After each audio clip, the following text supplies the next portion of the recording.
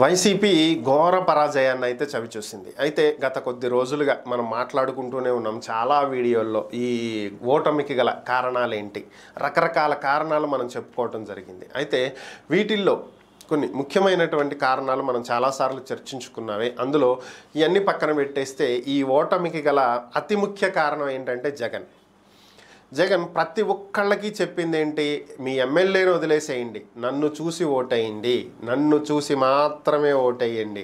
అంటే ఓటు వేసిన ప్రతి ఒక్కళ్ళు జగన్ను చూసే ఓటేశారు కదా.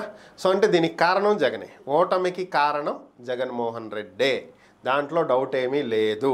ఇప్పుడు ఎమ్మెల్యేలు కూడా అదే మాట్లాడుతున్నారు. మేము ఎన్నిసార్లు వచ్చినా సరే కనీసం ఆయన కలిసే అవకాశం లేదు, మా ప్రాంతాలకు సంబంధించి సమస్యలు ఉన్నాయని చెప్పుకోవటానికి ఎన్ని అర్జీలు తీసుకొచ్చినా సీఎంఓ దగ్గర ఆగిపోయి డస్ట్బిన్లోకి వెళ్తాయి తప్ప సీఎం టేబుల్ మీదకి వెళ్ళవు.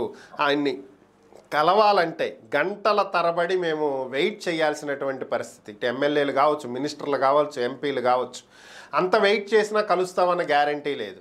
ఎవడో లోపల కూర్చుని మాట్లాడుతూ ఉంటాడు, మేము ఇక్కడే వెయిట్ చేయాలి, ఆడెళ్ళడు, మమ్మల్ని పంపరు. మేమేమన్నా చెప్పాలి అనుకుంటే అవి సీఎంఓ దగ్గరే ఆగుతాయి తప్ప సీఎం దాకా వెళ్ళవు. సో ఓవరాల్గా ఇలాంటి పరిస్థితుల్లో జగన్ ఎమ్మెల్యేలను దూరం చేసుకున్నాడు. ఎమ్మెల్యేలు కూడా ప్రజలకు ఏం సమాధానం చెప్పాలో తెలియక నియోజకవర్గాల్లో ప్రజలకు అందుబాటులో లేకుండా పోయారు.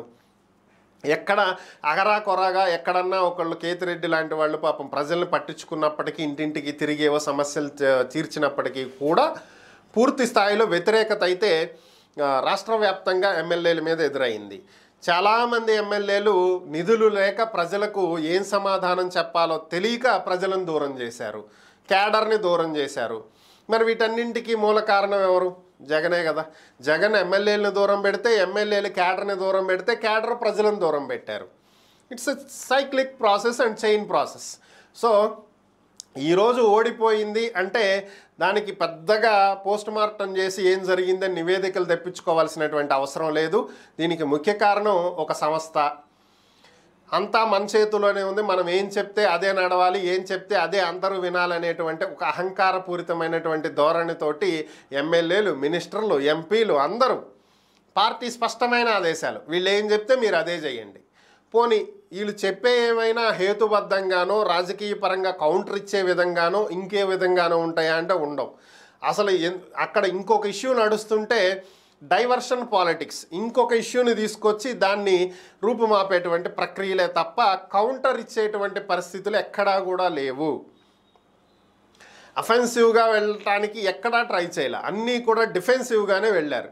సో అదే ఇక్కడ తెచ్చిపెట్టినటువంటి తలనొప్పి. ఇక రెండవది అందరికీ దూరం అవటం, వాలంటీర్ వ్యవస్థని మాత్రమే నమ్ముకుని ఎప్పటి నుంచో ఉన్నటువంటి పార్టీ కార్యకర్తలని, క్రింది స్థాయి క్యాడర్ని మర్చిపోవటం. అంటే పార్టీ పునాదులని పూర్తిగా నాశనం చేశారు, పైన బిల్డింగ్ కట్టి పెట్టారు, ఎలా నిలబడిద్ది?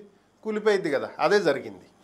సో వాలంటీర్ వ్యవస్థ ఏదో చేసేసిద్ది అనుకుంటే వాలంటీర్ వ్యవస్థ ఏదో చేయటానికి అవకాశాలు లేవు. లోకల్ లీడరే ఏదైనా చెయ్యాలి, లోకల్ కార్యకర్తలు చేయాలి, అది చేయనివ్వకుండా చేశారు కార్యకర్తల్ని. ఓవరాల్గా క్యాడర్ దూరం అవ్వటం, జనం దూరం అయ్యారు, ఓటింగ్ దూరం అయింది. చాలామంది అనుకోవచ్చు ఇది బుర్ర లేదు, పాడు లేదు, ఏదంటే అది వాగుతుంటాడని చెప్పి.